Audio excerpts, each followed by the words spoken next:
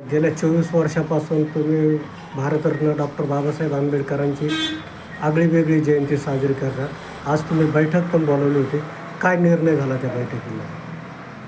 Bharat Ratna doctor Babasaheb Ambedkar यांची जयंती ही मागील 24 वर्षापासून साजरी करत असतो आणि 24 वर्षापासून एक आगळी आणि वेगळी जयंती साजरी करण्याचं मानस मी या ठिकाणी केलेला आहे. तो मानस माझा असा आहे की वर्गणी न घेता स्वखर्चातून जयंती मी साजरी करत राहील असं मी फोनगाठ बांधलेली आहे. जोपर्यंत माझ्याकडे पैसा आहे तोपर्यंत भारतरत्न डॉक्टर बाबासाहेब आंबेडकरांची जयंती ही धूमधडाक्याने साजरी करेल. मी ही जयंती साजरी करत असताना माझ्याकडे लहान लहान मुलं पावली खेळतात. 14 दिवस आम्ही जयंती साजरी करत असतो. 14 दिवसामध्ये लहान लहान मुलं लहान लहान मुली या ठिकाणी पावली खेळतात, लेझिम खेळतात आणि जे महिला आहेत त्या महिलासुद्धा या ठिकाणी चांगल्या प्रकारे वेगवेगळ्या वेशभूषा, केशभूषा व महिलांचे वेगवेगळे कार्यक्रम या ठिकाणी होतात आणि त्यामध्ये या महिलासुद्धा या ठिकाणी 14 दिवस डॉक्टर बाबासाहेब आंबेडकरांची जयंती साजरी करत असतात. त्याच निमित्ताने आज दरवर्षीप्रमाणे आजही आम्ही एक मोठी बैठक या ठिकाणी बोलावली होती आणि त्या बैठकीमध्ये हे पुरुषांचे अध्यक्ष करण्यात आले, युवकांचे अध्यक्ष करण्यात आला, तसेच महिलांचं सुद्धा अध्यक्षपद या ठिकाणी करण्यात आले. या ठिकाणी जयंतीमध्ये भाग घेण्यासाठी अत्यंत चुरशीच्या माध्यमातून या ठिकाणी हा कार्यक्रम होत असतो. सर्वांना वाटतं की मी कृष्णभाऊ बनकर मित्रमंडळाचा जयंती उत्सव समितीचा अध्यक्ष झालो पाहिजे अशी या ठिकाणी एक चांगली चुरस असते आणि त्या चुरशीतून या ठिकाणी अध्यक्षपद आम्ही देत असतो. जो की कोणी तर काम करेल निस्वार्थपणे एक 14 दिवस काम असतं आणि 14 दिवस संध्याकाळी या ठिकाणी 14 दिवसाचे 14 कलरचे ड्रेस या ठिकाणी मुलं मुली घालून येतात. तो एक वेगळा कार्यक्रम होतो. 14 कलरच्या वेगवेगळ्या साड्या या महिला परिधान करून या ठिकाणी त्यांचा परफॉर्मन्स दाखवतात. तर ही आगळी आणि वेगळी जयंती या ठिकाणी आम्ही साजरी करतो. याला आम्ही नाव दिलेलं आहे की वर्गणी न घेता. या औरंगाबाद शहरातून आताची छत्रपती संभाजीनगर या औरंगाबाद शहरातून आम्ही जयंती साजरी करत असताना एकच आमचा उद्देश होता की संपूर्ण मराठवाड्यामध्ये हे लोन गेलं पाहिजे, संपूर्ण महाराष्ट्रामध्ये हा लोन गेलं पाहिजे की आपण आपल्या घरामध्ये आपल्या मुलाचा, मुलीचा, बायकोचा वाढदिवस साजरा करतो तर कोणाकडून वर्गणी घेत नाही. आपल्या खिशातले पैसे खर्च करून आपण वाढदिवस साजरा करत असतो. त्याचप्रमाणे ज्या बाबासाहेब आंबेडकरांनी आपल्याला हे सगळं वैभव दिलं, हे सगळा पैसा, गाडी, बंगला हे सगळं दिलंय, त्यांच्यामुळं आपण हे सगळं कमवलंय आणि त्यांच्या जयंतीच्या टायमाला आपण वर्गणी मागून जयंती साजरी करू नये असा मी या पायंडा 24 वर्षापासून पाडला. त्याचं फलित असं झालं की मराठवाड्यामध्ये आता तुम्हाला कुठेही दिसणार नाही. आपल्या चॅनलच्या माध्यमातून तुम्ही सुद्धा बघत असाल की आज कोणी वर्गणीसाठी पावत्या घेऊन फिरत नाही, कोणी ते स्टिकर चिटकवायच्या अगोदर ते स्टिकर घेऊन फिरत नाही. हा एक मला एक आत्मिक समाधान या ठिकाणी लाभलेला आहे. म्हणून मी यापुढेही वर्गणी न घेता मोठ्या धूमधडाक्यात भारतरत्न डॉक्टर बाबासाहेब आंबेडकरांची जयंती मी उत्साहामध्ये साजरा करत राहील अशी मी फोनगाठ बांधलेली आहे. मी कृष्णा बनकर, माजी नगरसेवक. भाऊ, दरवेळेस प्रत्येक दिवशी वेगवेगळे पाहुणे येतात. यावर्षी कुणाला निमंत्रण वगैरे देणार आहे का?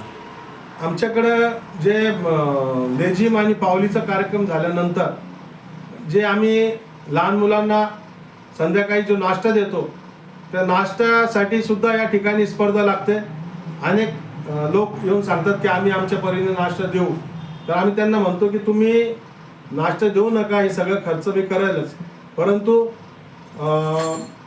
या ठिकाणी पोलीस आयुक्तापासून तर महानगरपालिकाचे आयुक्तसुद्धा या ठिकाणी येतात आणि आमच्या या सगळ्या कवायती बघतात. यावर्षी सुद्धा आम्ही 24 वर्षापासून या जयंतीचं जे रथ आहे भीमरथ, त्या भीमरथाचं उद्घाटन आम्ही पोलीस आयुक्ताच्या हस्तेच करत असतो. यावर्षी सुद्धा हे आमच्या जिल्ह्याचे जे पोलीस आयुक्त आहेत शहराचे, त्यांना सुद्धा आम्ही निमंत्रण करणार आहोत आणि पोलीस आयुक्तच येऊन आमच्या भीमरथाचं उद्घाटन करतील असं मी या ठिकाणी सांगतो. काही स्पर्धा आयोजित केली जाते आणि त्याच्यामध्ये काही बक्षीस वगैरे देणार आहे. या ठिकाणी ज्या महिलांच्या वेगवेगळ्या स्पर्धा असतात तर त्यामध्ये रांगोळी स्पर्धा असेल, त्यामध्ये वेशभूषेची स्पर्धा असेल, ब्युटी क्वीनची स्पर्धा असेल, त्यामध्ये जे त्यांच्या वेगवेगळे वस्त्र धारण करण्याची ज्या महिलांच्या स्पर्धा असेल, त्या सर्व स्पर्धा या ठिकाणी होतात. रांगोळी स्पर्धा होते, गाण्याची स्पर्धा होते, उखाण्याची स्पर्धा होते आणि मुलांचे सुद्धा वेगवेगळ्या धावण्याची शर्यत होते. 100 मीटर धावणे, 200 मीटर धावणे आणि जे पुरुष मंडळी आहेत, जे वयोवृद्ध पुरुष आहेत, त्यांच्यासुद्धा आम्ही झपझप चालणे ह्या स्पर्धा घेत असतो दरवर्षी. तुम्ही पाहालच की 1 तारखेपासून आमचे 14 दिवस या ठिकाणी असे भरघोस कार्यक्रम चालू असतात. आपणही आपल्या माध्यमातून या आमच्या जे स्पर्धा असतात या सर्व मुलांना, मुलींना व महिलांना या आपल्या माध्यमातून एक चांगल्या प्रकारे संदेश दिला पाहिजे, मी असं सांगतो आणि थांबतो. भाऊ, एक प्रश्न असा होता का तुम्ही आता गेल्या 24 वर्षापासून कुणाकडून वर्गणी न घेता जयंती उत्सव समिती साजरा करता, तर अजून पण आपल्याकडे ते फार लोन पसरलेलं नाही, तर तुम्ही त्यांना काय आव्हान करणार?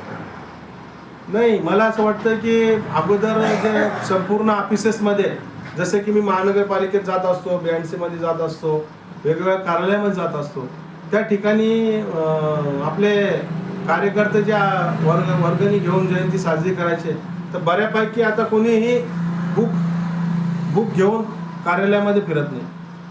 आणि त्यामध्ये जे अधिकारी असतात, काही अधिकाऱ्यांची इच्छा नसते की कार्यकर्त्यांना जयंतीसाठी वर्गणी द्यावं, तर असं आम्ही बघितलं की ते ज्यांना इच्छा नाही द्यायची ते सुट्ट्या घेऊन टाकायचे. तर त्या सगळ्या गोष्टी बघून मी हा पायंडा पाडलेला आहे आणि मला वाटतं की मराठवाड्यामध्ये हे चांगलं लोन गेलं आहे.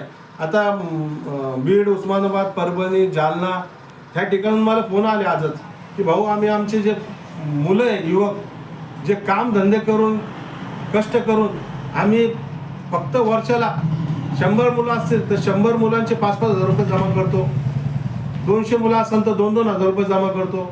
म्हणजे इतर लोकांकडून पैसे न घेता आता चांगल्या प्रकारे हा पायंडा पडलेला आहे. मला जालन्याहून फोन आला, मला लातूरहून फोन आला, मला बीडहून फोन आला की तुम्ही जे केलेलं आहे त्याचा आम्ही पुरेपूर फायदा घेतो आणि त्याच माध्यमातून जयंतीला लागत नाही काही जास्त पैसे, परंतु आम्ही जे मुलं आहेत ते सगळे मुलं मिळून ही गाडी काढतो आणि आम्ही आमचेच पैसे खर्च करतो, असं मी या ठिकाणी ठणकावून सांगेल की आता ह्या बऱ्यापैकी झालेल्या आहे. वर्गणी न घेता बाबासाहेब आंबेडकरांची जयंती मोठ्या उत्साहात आणि धूमधडाक्यात साजरी होऊ लागलेली आहे.